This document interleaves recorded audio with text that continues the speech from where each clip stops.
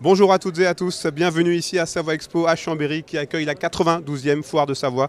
Nous avons installé notre plateau pour ce nouveau numéro de Cela se passe en Savoie-Mont-Blanc. Vous le savez, une émission coproduite avec le Conseil Savoie-Mont-Blanc. Et pour m'accompagner tout au long de cette émission, j'ai le plaisir de recevoir Annick Crescent. Bonjour. Bonjour. Alors vous êtes conseillère départementale déléguée au développement durable. On est ici sur le stand du Conseil départemental où une exposition propose aux visiteurs de découvrir le cycle de l'eau, puisqu'on va parler de l'eau aujourd'hui. Une exposition qui s'appelle Eau, ça coule de source. Qu'est-ce qu'on va pouvoir découvrir très concrètement? Alors c'est vrai que pour la majorité des personnes, l'eau c'est l'eau qui coule du robinet, il suffit d'ouvrir, voilà, ou éventuellement l'eau loisir. Et pour autant, l'eau c'est bien plus que ça. Et donc notre objectif c'est de faire découvrir aux Savoyards quels sont tous les usages de l'eau et comment préserver cette ressource inestimable. Même si nous sommes très riches en Savoie et nous avons un patrimoine inestimable, il faut le protéger. Et donc voilà, on est sur ces deux aspects, consommer et respecter, produire et protéger. L'eau et la Savoie, c'est une très grande histoire d'amour. Effectivement, ça fait plus de 40 ans que le conseil départemental s'investit sur l'eau, avec au fil des années des résultats probants, tant sur la qualité de l'eau consommable, que sur la qualité de nos espaces naturels. Qu'est-ce qu'elle représente, cette denrée rare pour un département comme le vôtre? Alors une ressource, bien évidemment, qui est le support d'une économie. Et en Savoie, les économies sont multiples. L'agriculture, l'industrie, l'hydroélectricité et le tourisme. Donc vraiment un support d'économie. Et à l'aune de changements climatiques et d'inquiétudes sur l'évolution du climat, nous devons d'être attentifs à cette ressource pour préserver tous ces secteurs d'activité qui sont indispensables à notre économie. Justement, vous venez de l'évoquer, les changements climatiques, on pourrait même dire les dérèglements climatiques qui impactent notamment les ressources en eau. Ici en Savoie, est-ce qu'on est prêt à faire face? Alors on s'y prépare en tout cas. Vous donnez les moyens en tout cas. Voilà, on se donne les moyens d'anticiper et on anticipe en essayant d'avoir une bonne connaissance de notre patrimoine et de nos ressources, en se donnant des moyens de surveillance pour vérifier tant la quantité que la qualité de l'eau, et en se donnant les moyens d'innover. Et là, je crois qu'on est sur un sujet extrêmement important. On le sait, pour affronter ces difficultés, il faudra innover. Et donc, dans le cadre de nos appels à projets, nous demandons aux collectivités de faire preuve d'imagination et d'innover pour atteindre cet objectif de quantité et de qualité au niveau de l'eau. Alors quelques chiffres pour se rendre compte de l'importance de l'eau ici en Savoie. On compte 8000 hectares de lacs naturels, plus de 10 000 km de cours d'eau, plus de 100 mètres carrés glaciers, 12 barrages hydroélectriques, 3000 zones humides ou encore 100 litres consommés en moyenne par jour par habitant. Je ne vais pas tout énumérer parce que la liste est non exhaustive. Ce sont des chiffres vraiment impressionnants, très parlants. Tout à fait. Et ces chiffres sont à la hauteur de ce patrimoine inestimable que nous avons. Mais en même temps, ces chiffres nous engagent et nous devons d'être performants pour préserver tout ce patrimoine et garantir à nos habitants de pouvoir consommer raisonnablement, mais d'avoir en tout cas suffisamment d'eau et de bonne qualité pour pouvoir, au quotidien, et pour pouvoir développer nos activités économiques. Qu'est-ce qui est le plus difficile justement dans cette politique départementale en faveur de l'eau? Alors je ne dirais pas que c'est difficile, ça demande beaucoup d'énergie, mais nos services s'y emploient et ça demande une bonne coordination, notamment avec les intercommunalités qui ont cette compétence, enfin ces compétences, la compétence eau potable, la compétence assainissement et la compétence GEMAPI. Donc ça demande de l'énergie pour coordonner et pour être le plus efficace possible puisque nous cherchons quand même à être efficaces et vraiment de pouvoir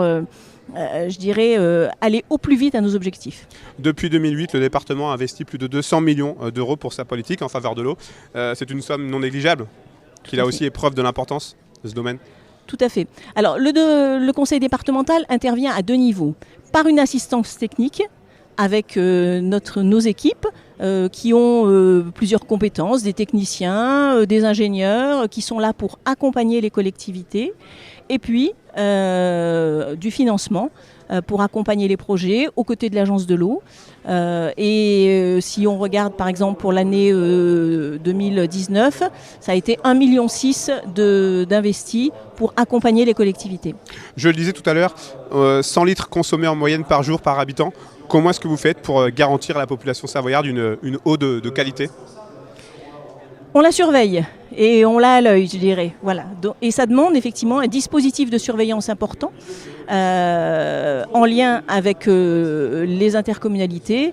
Et donc, nous avons des outils de surveillance qui nous permettent de mesurer l'évolution des quantités et bien évidemment la qualité, puisque l'objectif c'est une eau 100% consommable, voilà, et de bonne qualité. Elle est de très bonne qualité aujourd'hui, l'eau savoyarde ? Oui, je crois qu'on peut le dire, et sans exagérer. Aujourd'hui, au regard de tous les dispositifs qui ont été mis en place, notamment au niveau de l'assainissement, nous avons des eaux de bonne qualité. Ça ne veut pas dire qu'il n'y a plus rien à faire, loin s'en faut. Mais aujourd'hui, l'eau en Savoie est une eau de qualité. Parmi les autres problématiques liées à l'eau, on peut aussi citer la protection des milieux aquatiques ou encore la prévention des risques d'inondation. Est-ce que vous pouvez nous dire quelques mots ?